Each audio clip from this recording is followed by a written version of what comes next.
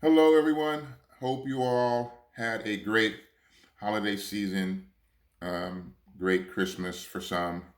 And what I mean by some is for some that some may not celebrate Christmas, but they have a celebration to recognize something. For me, I celebrate Christmas, so I want to be um, attuned, or I want to make sure that my audience understands that, and that I definitely understand. But Merry Christmas, Happy Holidays. I trust that you all had a great time with friends and family, that you exchanged gifts. I did as well, and we celebrated um, the true meaning of Christmas, and it was just a great time overall. And today I want to discuss a topic that's very dear to me, that I've been dealing with over the last several months, and I've grown so much as a result. What I want to talk about today is the mind and how powerful the mind is. God created us with a mind, and with that, we need to use it. So let's begin. Um, so, we've been taught or exposed to so many things in our lives. It's formed the way we think, or the way we view our society, from teachers to preachers and everyone or everything in between.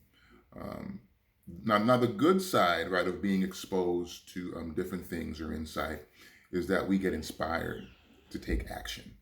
We get inspired to live our best life, and that's great. We impact others. That is what life is all about: impacting, helping others, and living the best life you can on earth while on earth. But the flip side of that is that we get into that, we get emotionally attached. We are so emotionally attached to what we've been taught, good or bad, that we forget that God, right? We forget that God gave us a mind to create what we want in our lives. See, at a young age, we aspired to be great.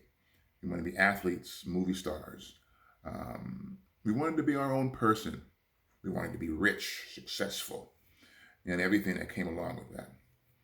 Then we became adults and started to seek higher education, school, church, or the approval of others, remaining in bad relationships and believing what this bad relationship um, is defining in our lives.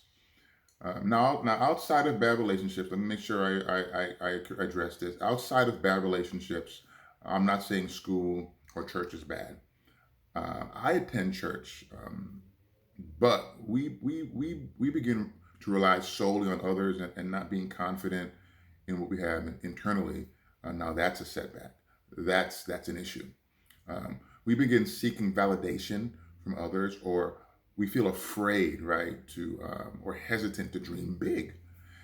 See, we already have a tremendous amount of power, and this power comes from, wait for it, it's very profound. God gave it to us, our mind. We have a lot of power. We have more power than we think, because God gave us a mind. Um, Oftentimes, going back to our mind, oftentimes our views are shaped by what we are taught. Essentially, is what I'm saying. The world is bad. People take advantage of us at home, in the workplace, or whatever negative perception we have in our circumstance. This negative perception begins to manifest, right, in our daily lives. And then we have to constantly get reassurance that life will be better. But what we forget is that we already have the ability to reshape or shape the world around us. If you want to be rich, then believe that you'll be rich and take action. If you want to be healthy, then believe you'll be healthy and take action. If you want to impact others, find the cause, take action, make it happen. Don't sit on the sidelines. Um, so, what I'm trying to say is, if you want something of benefit, it will happen. You have to just act on it. See, there's a Proverbs 23:7. It says, "For as he thinks, Remember, not anyone else, but as he thinks in his own heart, so is he. As he thinks, okay, in his own heart, so is he. I was in a church service at a certain time in my life, and I remember I recall the pastor starting off with how hard it is in the world, how difficult the struggle is, and how we eventually will come out of it if we just trust and pray. And I'm of no delusion that it's hard. But that picture of hard and difficult, and us living in a difficult world is what a lot of us focus on before we believe things will get better. Remember what I said? A lot of us focus on the bad before we believe things are going to get better. That's how we were programmed. That's how we were taught in certain situations. But we need to reshape our thinking away from that. We need to begin looking at our circumstance in an all positive way. See, negativity, okay, even if it's used as an example to identify things that will get better, it's something that I don't want in my psyche. I don't. I don't want that in my psyche. I'm looking at the world in a positive lens at all times. So I was telling a family member recently about all the lofty things that I intend to do next year. It was not that this person was not supportive, but I could tell they were uncomfortable with dreaming or thinking big, either fearing that they were putting too much emphasis on what they want out of life, or not believing big things could happen to them. So my question is, why not? Right? Why not? Where did they learn this hesitancy from? Who taught this person to be afraid of thinking big? What bubble were they under? So family, remind me to ask them where they were taught this, and remind me not to enroll in that institution. See, the moment I began believing in my dreams and goals, the second I realized that I can create the world I want. That's the minutes, family, that my life changed.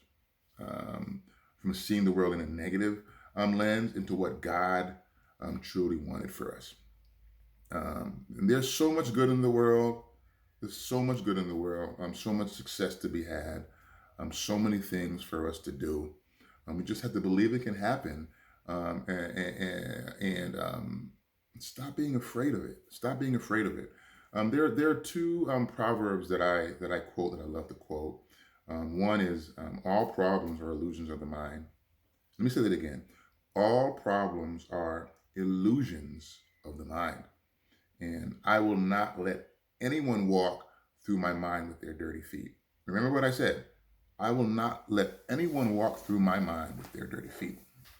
So I'm going to say some words that might be offensive to some. So if it's offensive to you, close your ears if you don't want to hear. But I'm about to say it. So either you're going to listen or you're going to shut your ears. Rich, abundance, wealthy, prosperous, millionaire, billionaire. Let me say it again. Rich, you abundance, you wealthy, you prosperous, you daggone millionaire, billionaire. So I used to be hesitant to saying these words. Oh man, why am I thinking this way? Why am I thinking about abundance? But I'm not. I am not anymore. I'm not. I'm not. 100% not. We need to begin training our brain to think positive. If these words are offensive to you, if you feel some kind of way hearing it, then you're still operating in a negative mindset. You're still operating in your world, or your fact that good things should not happen to you. We don't have to wait for a New Year's resolution to change, family. If you want what you want, believe, right? Have the faith. Believe God. Believe in your beliefs. Know that it will happen. Know that it will happen. That's all I got, family. Hope this helps someone reshape their mind as we go into the New Year's. But again, you don't need to wait for a New Year's resolution to begin living your best life. I love you, family. Have a prosperous and healthy New Year's. Hug someone you love.